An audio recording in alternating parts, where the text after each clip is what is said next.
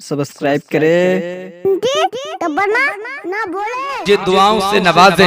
अल्लाह फरमाता है वला तक़ूलू लिमन युक़्तलू फी सबीलिल्लाहि अमवात बल अहयाउन वलाकिन ला तशऊरून। जो खुदा की राह में कत्ल किए जाएं उन्हें मुर्दा न कहो बल्कि वो जिंदा हैं। कौन कह रहा है? ये कुरान की बात है, ये अल्लाह का फरमान है। हम सबों का पालनहार फरमाता है जो राह खुदा में कत्ल किए जाएं, जो खुदा की राह में अपनी जान दे दे, जो खुदा की राह में अपनी गर्दन कटा दे, जिनकी जान खुदा की राह में चली जाए उन्हें मुर्दा न कहो बल्कि वो जिंदा हैं। अक्ल कहती है खोपड़ी में थोड़ी सी अक्ल है। अक्ल ये कहती है इंसान के जिस्म से रूह निकल गई है, इंसान के जिस्म से सर तन से जुदा हो चुका है, जिस्म से सर अलग हो चुका है। अब उसे कुरान जिंदा कहता है।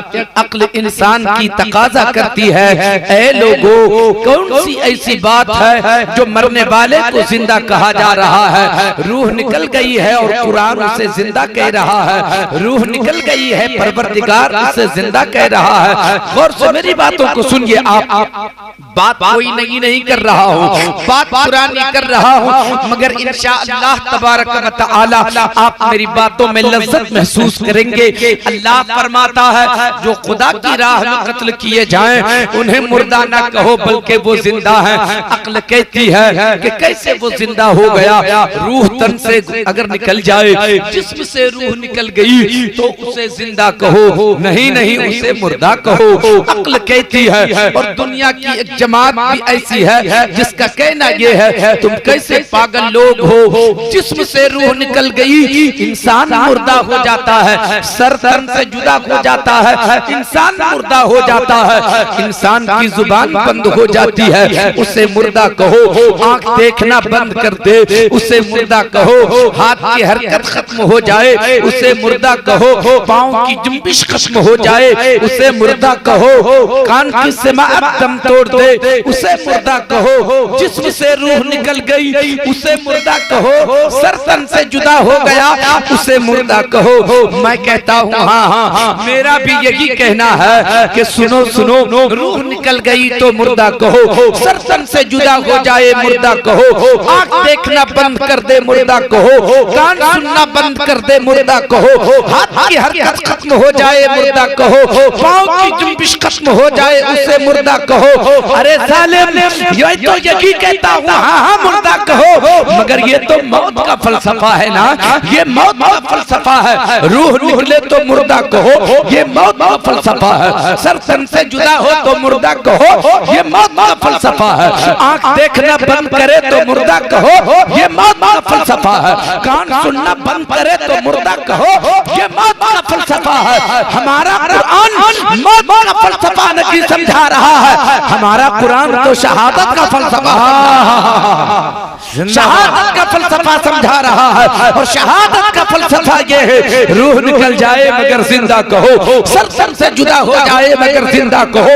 आँख देखना बंद कर दे मगर जिंदा कहो, कान सुनना बंद कर दे मगर जिंदा कहो। आगे खुदा इरशाद फरमाता है तुम अगर समझना चाहो भी उसकी जिंदगी को तो समझ नहीं सकते हो कि वो जिंदा कैसे हो गया, और समझने की कोशिश भी न करना। खुदा फरमा रहा है कि जो खुदा की राह में कत्ल किए जाएं उन्हें मुर्दा न कहो बल्कि वो जिंदा है। आपकी तबीयत लग रही है? कितने लोगों की तबीयत लग रही है? हाथ उठाकर बताएं जरा। सुनना चाहते हैं नौजवानों के अंदर वो हौसला, वो बलबला नहीं देख रहा हूँ जो हुसैन के यादों में अंजुमन सजे और खामोशी के साथ बैठा रहे। ऐसा लग रहा है जैसे मुंह लटकाए हुए बैठे हैं, कोई हादसा हो गया है। नहीं, आप बैठो, हुसैनी अंदाज में बैठो, चंद बातें आप समाप्त कर लो। शहीद मरता नहीं है, शहीद जिंदा होता है। हजरत गिरामी अभी तक मैंने ये नहीं फैसला किया है कि आपके सामने मुझे क्या बात बयान करनी है। आपकी समाअत का अंदाजा अभी तक नहीं हुआ है कि आप मुझसे सुनना क्या चाहते हैं। मैं थोड़ी सी पहले बात करूं, शहादत का फलसफा समझा दूं। हज़रात, शहीद मरता नहीं, शहीद जिंदा होता है। कैसे शहीद जिंदा होता है? अब अगर इसे समझना हो तो हुसैन की शहादत बयान करनी होगी, अली अकबर की शहादत बयान करनी होगी, हजरत कासिम की शहादत बयान करनी होगी, हजरत अब्बास की शहादत बयान करनी होगी। लेकिन नहीं, आओ आओ, ये तो बड़े लोग हैं ना। हजरत अब्बास बड़े हैं, हजरत अली अकबर बड़े हैं, हजरत कासिम बड़े हैं, अली अकबर बड़े हैं, हुसैन आजम बड़े हैं। ये बड़े लोग हैं, ये बड़ी शख्सियत है, ये बड़ी जात है इनकी। आओ मैं एक छोटे गुनहगार की बात सुनाता हूँ, एक छोटे गुनहगार की बात करता हूँ, ताकि आपको ये समझ में आ जाए कि शहीद मरता नहीं है, शहीद जिंदा होता है। और जो मर जाता है वो देखता नहीं है, जो मर जाता है वो बोलता नहीं है, और जो जिंदा होता है वो देखता भी है, वो बोलता भी है। अगर हुसैन की जिंदगी आप देखेंगे, शहादत के बाद वाली जिंदगी हुसैन की देखेंगे, तो आप महसूस करेंगे रूह हुसैन की निकल गई है, मगर हुसैन बोल रहा है,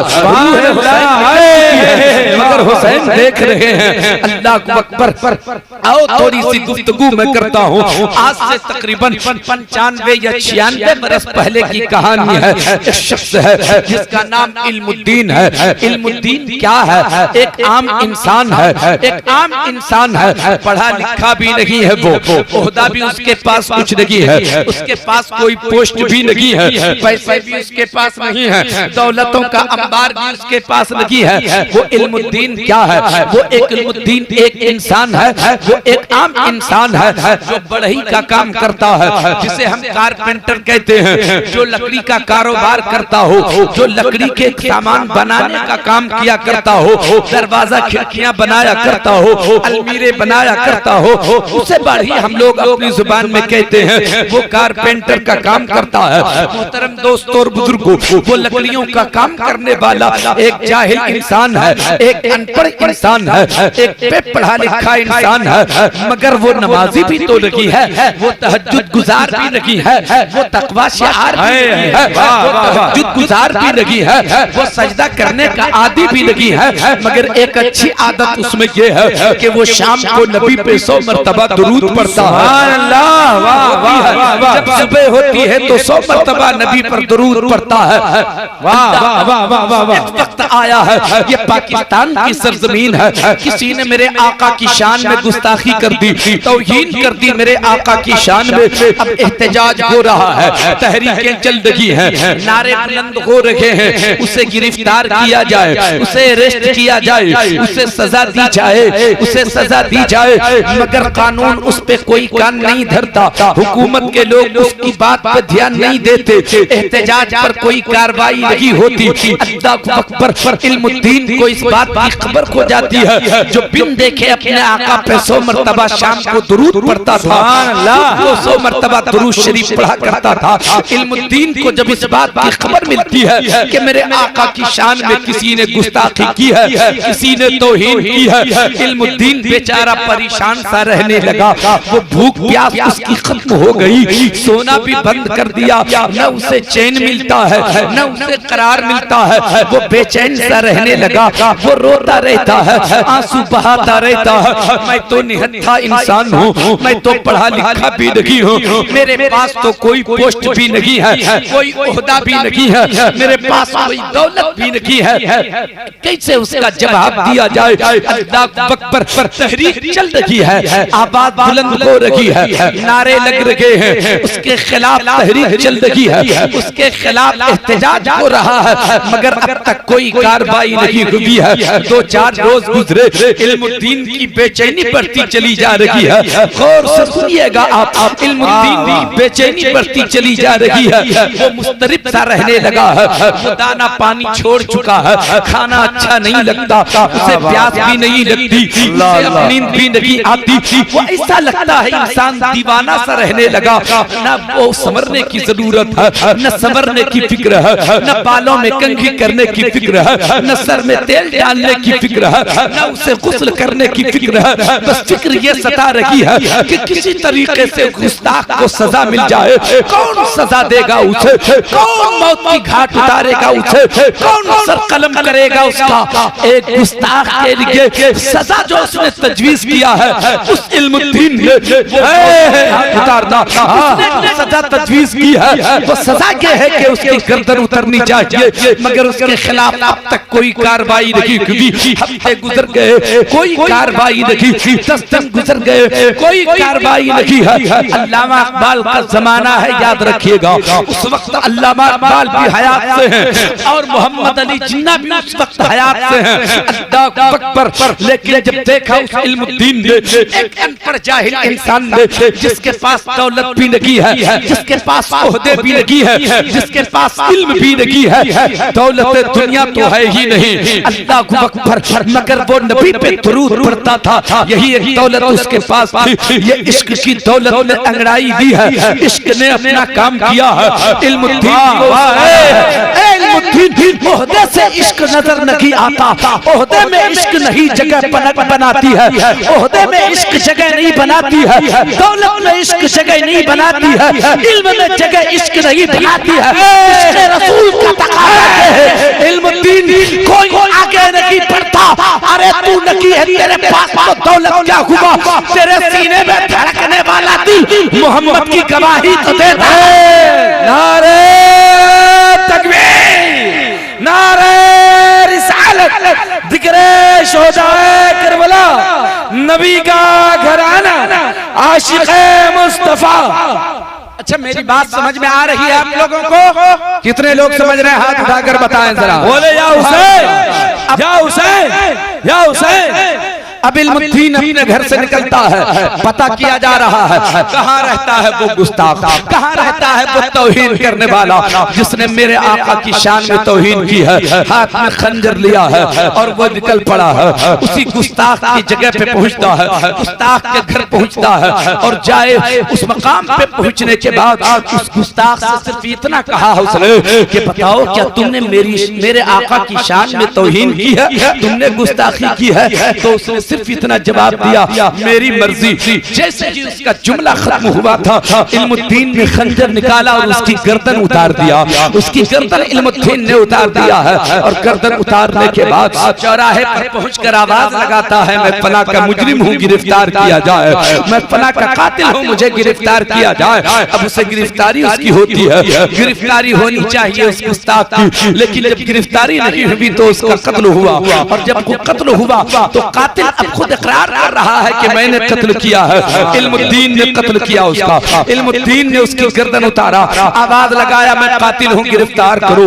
चुनांचे उसकी गिरफ्तारी होती है। अब मुकदमा चलता है, केस चल रहा है, केस चल रहा है। मुहतरम दोस्तों और बुजुर्गों, लोगों को इस बात का खतरा हुआ कि इल्मुद्दीन आशिक है, इल्मुद्दीन गाजी है, इल्मुद्दीन नबी का दीवाना है, कुछ भी हो सकता है। एक काम करो, यहाँ से इसको निकालो। पेशावर से निकाला गया, मियां वाली जेल में उसे रखा गया ताकि यहाँ महफूज तरीके से रहे।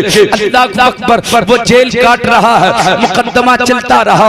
अल्लाह अकबर। यही मोहम्मद अली जिन्ना, जिसके पास इल्म भी है, जिसके पास दौलत भी है, जिसके पास ओहदा भी है, जिसके पास बड़े बड़े पोस्ट भी है, मोहम्मद अली जिन्ना जाता है जेल में, इल्मुद्दीन से जाकर मुलाकात करता है।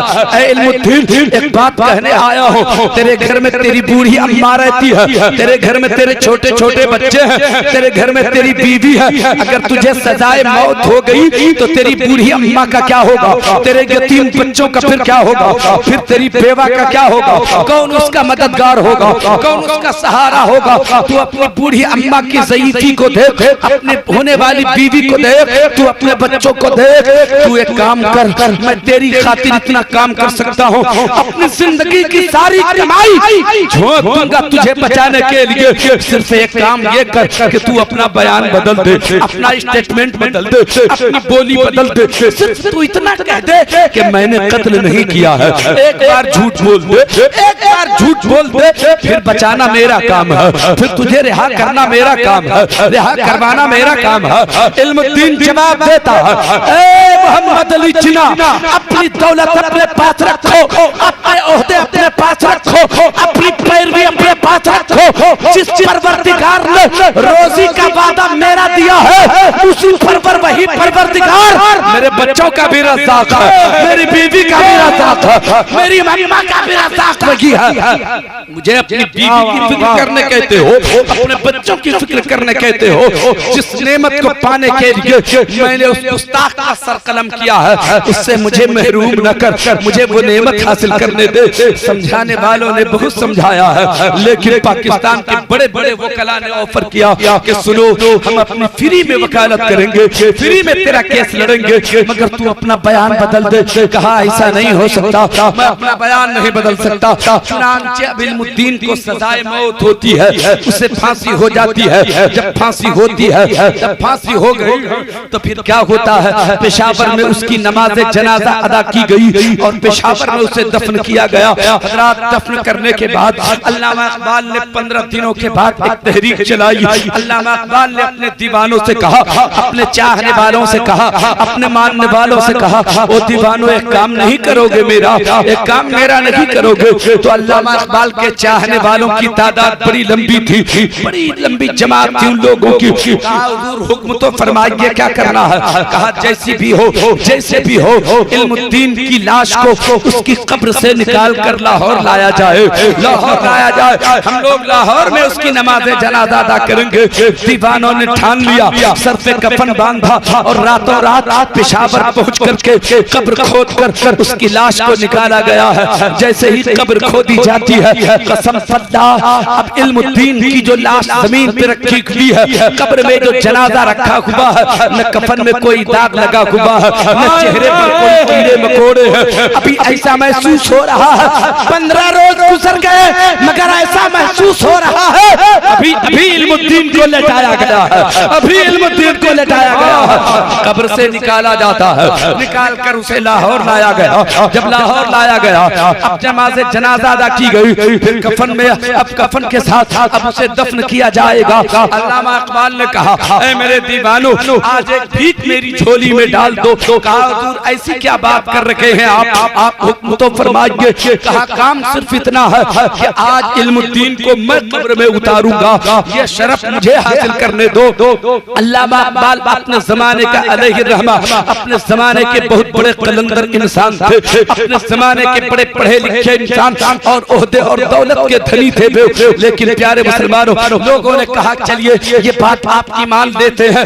अल्लामा इकबाल ने जब इल्मुद्दीन को कब्र में उतारा है तो पांव पकड़ के अल्लामा इकबाल ने कहा, ऐ इल्मुद्दीन, हम पढ़े लिखे हैं तो क्या हुआ, न मेरी तालीम काम आई, न ओहदा काम आया, न दौलत काम आई, तू जाहिल होके भी बाजी ले गया, तू जाहिल होके भी बाजी ले गया, तू तो अपना काम कर गया। इतना कहने के बाद आगे बढ़ता है, सिरहाने पहुंचता है, चेहरे से कफन हटाता है, चेहरे से कफन हटाया, अभी तरोताजा नजर आया। अल्लामा इकबाल ने कहा, ऐ इल्मुद्दीन, अभी हम लोग तुझे कब्र में दफन करके जब 40 कदम आगे बढ़ेंगे तो फरिश्ते तेरी कब्र में आएंगे, तुमसे सवाल करेंगे और उसी दम मुस्तफा जाने रहमत भी आएंगे, आकाए कायनात भी तेरी कब्र में आएंगे, हबीबे खुदा भी तेरी कब्र में तशरीफ लाएंगे। जब वो आए ना तो मेरा सलाम कह देना, आए तो मेरा सलाम कह देना।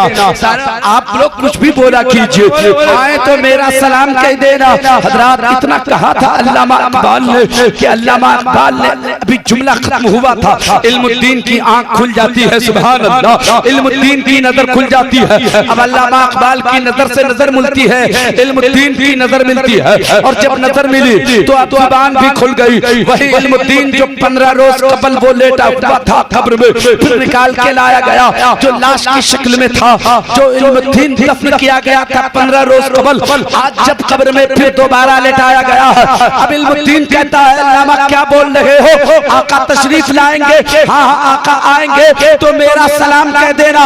अब इल्मुद्दीन कहता है, ऐ इकबाल जल्दी करो, मेरी कब्र से जल्दी निकलो, वो देखो मुस्तफा आ गए, आका तशरीफ ले आए।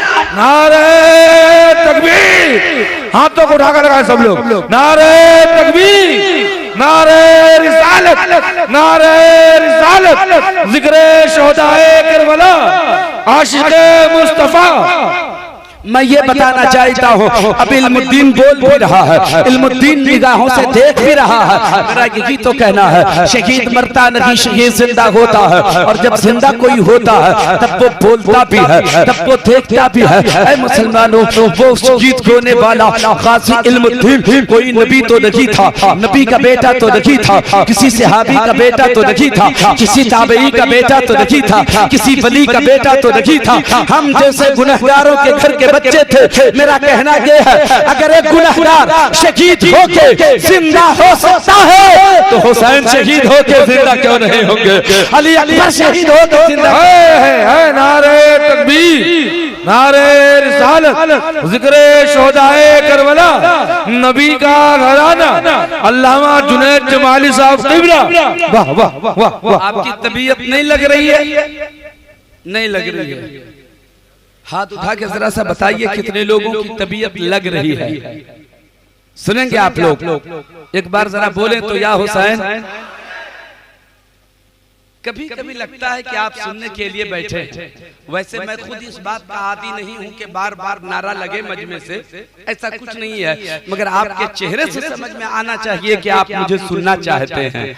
आप कभी इधर देखते हैं, कभी उधर देखते हैं, कभी दाएं झांकते हैं, कभी बाएं झांकते हैं। आपकी नजर मुझसे मिलनी चाहिए, तब समझ में आएगा कि आप मुझे सुनना चाहते हैं। ये तालमेल बहुत जरूरी है। हजरात, आइए थोड़ी सी गुफ्तगू करूं। हालांकि मैंने आज ये फैसला लिया।